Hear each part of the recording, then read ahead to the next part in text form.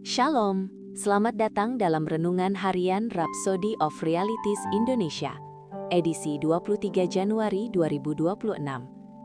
Judul renungan hari ini adalah Karunia Berharga dari Tuhan bagi Semua Orang.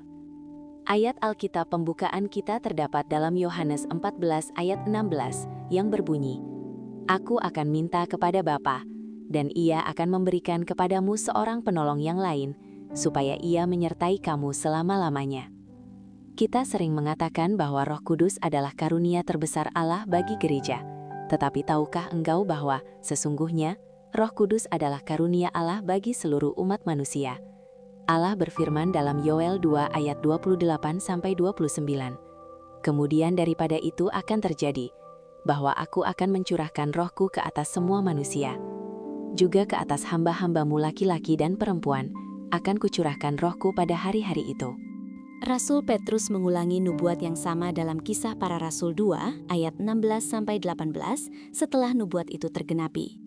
Lebih lanjut dalam ayat 38 dan 39 ia berkata, Kamu akan menerima karunia Roh Kudus, sebab bagi kamulah janji itu dan bagi anak-anakmu dan bagi orang yang masih jauh, yaitu sebanyak yang akan dipanggil oleh Tuhan Allah kita. Apakah engkau menyadarinya? Karunia Roh Kudus adalah untuk semua orang dan Dia telah dicurahkan atas semua manusia.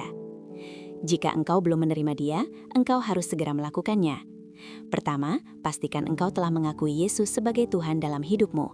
Jika engkau belum melakukannya, buka doa keselamatan di halaman 76 renungan ini, ucapkan doa itu dengan sepenuh hati. Kemudian cukup nyatakan, Aku menerima Roh Kudus, dan Dia tinggal di dalamku mulai hari ini dan seterusnya. Roh Kudus bukanlah angin, kekuatan, atau perasaan. Dia adalah pribadi Allah Tritunggal yang bekerja di dalam kita.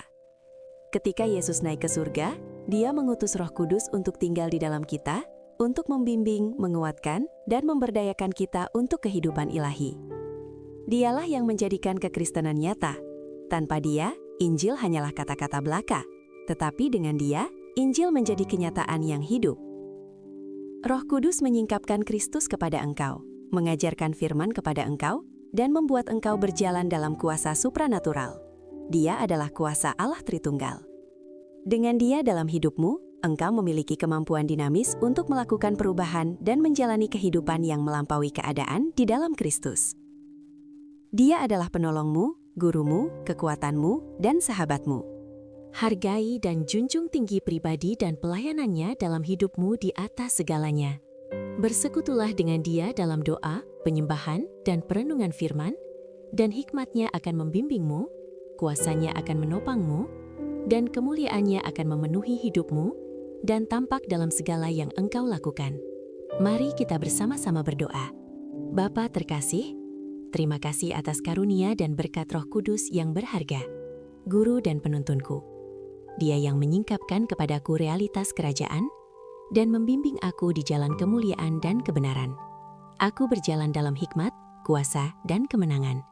Aku dikuatkan, dibimbing, dan senantiasa disegarkan oleh Roh Kudus dalam hidupku. Dalam nama Yesus. Amin. Lukas 11 ayat 13, Kisah Para Rasul 2 ayat 38, Roma 8 ayat 11. Jangan lupa untuk membagikan renungan ini kepada teman, saudara, dan kenalan kalian, supaya mereka juga diberkati dengan firman yang ada di dalamnya. Dan jika kalian belum menerima keselamatan atau belum menerima Kristus secara pribadi dan ingin menikmati kehidupan Kristus dalam dirimu, inilah saatnya bagimu. Mari ucapkan dengan kesungguhan hati doa berikut ini. Ya Tuhan Allah, aku mempercayai Yesus Kristus, Anak Allah yang hidup dengan segenap hatiku. Aku percaya Dia telah mati untukku, dan Allah telah membangkitkan Dia daripada kematian. Aku percaya Dia masih hidup hari ini.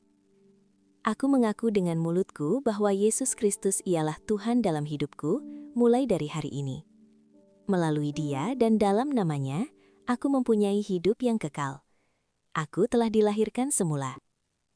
Terima kasih Tuhan karena menyelamatkan jiwaku. Aku sekarang adalah anak Allah.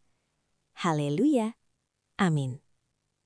Selamat, Anda sudah lahir baru di dalam Kristus Yesus. Akhirnya, sampai jumpa pada renungan harian berikutnya di kemudian hari. Tuhan Yesus memberkati. Amin.